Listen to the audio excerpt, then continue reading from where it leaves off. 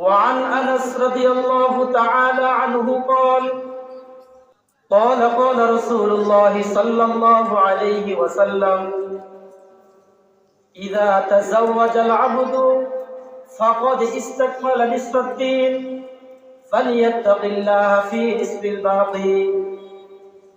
হযরত আনাস রাদিয়াল্লাহু তাআলা আনহু থেকে হাদিসটি আল্লাহর নবী হযরত মুহাম্মদ রাসূলুল্লাহ সাল্লাল্লাহু আলাইহি ওয়াসাল্লাম ইরশাদ ফরমান, ইযা তাযাওয়াজাল আবদু, বান্দা যখন বিবাহ করে, ফাকাদ ইস্তাকমালা নিসফাদ্দিন, সে দিনের অর্ধেক কাজ সে করে পূর্ণ করে।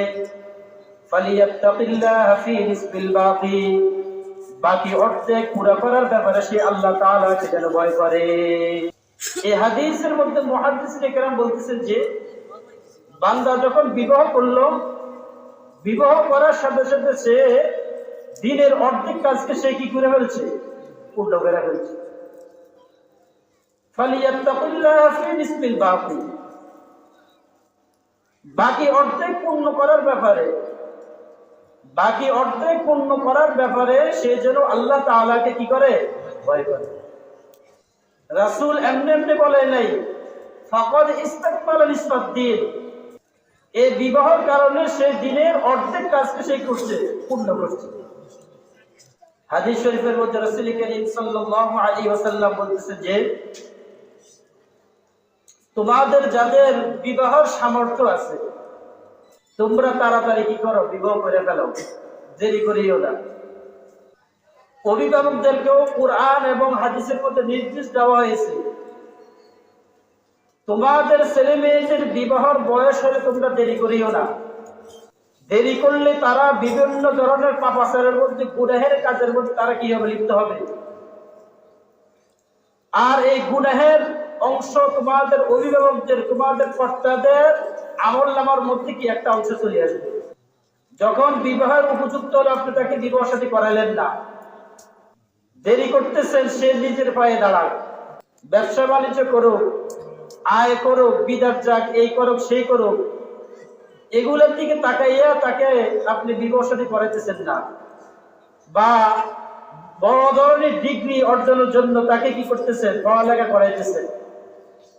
কিন্তু দেখা গেছে যে এই ছেলে 25 বছর, 30 বছর, 35, 40 বছর হয়ে গেছে, মা বাবা তাকে কি করায় না? বিবাহ শাদী করায় না।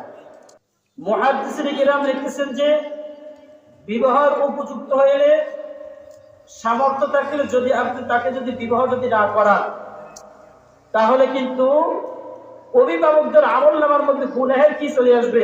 অংশ চলে আসবে। আর রাসূল করিম সাল্লাল্লাহু আলাইহি ওয়াসাল্লাম বলতেছেন যে ইয়া মা'শারাশ শাবাব মান ইসতাতা'a মিনকুমুল বাআতা ফালিয়াতাযাওয়াজ। আব্দুল্লাহ ইবনে মাসউদ থেকে হাদিসটি রাসূল করিম সাল্লাল্লাহু আলাইহি ওয়াসাল্লাম ইরশাদ ফরমান, ইয়া মা'শারাশ শাবাব, ও যুবক সম্প্রদায়, মান ইসতাতা'a মিনকুমুল বাআতা ফালিয়াতাযাওয়াজ, তোমাদের মধ্যে যারা বিবাহ সামর্থ্য রাখে, বিবাহ করতে সক্ষম, সে যেন তাড়াতাড়ি করে কি করে? বিবাহ করে ফেলে। এজন্যই আমি নবী তোমাদেরকে বিবাহ করার জন্য নির্দেশ দিচ্ছি।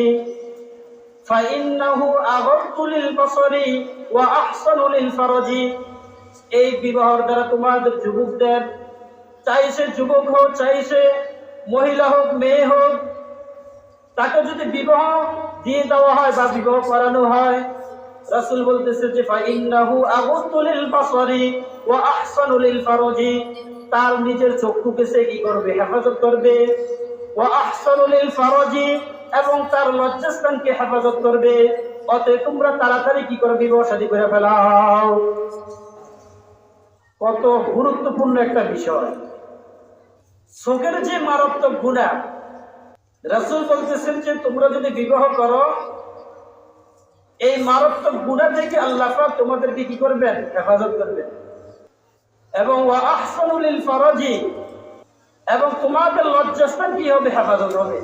তাহলে বুঝে গেল যে বিবাহ শাদী করলে চোখের গুনাহ থেকে এবং লজ্জাস্থানের গুনাহ থেকে কি হওয়া যায়?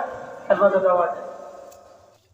আর এই যে হেফাজত করবেন, লজ্জাস্থানকে হেফাজত করবেন, নিজের চোখকে আপনি হেফাজত করবেন, এই হেফাজত তো আপনি করতে হলে ওই পথ কি করতে হবে? অবলম্বন করতে হবে।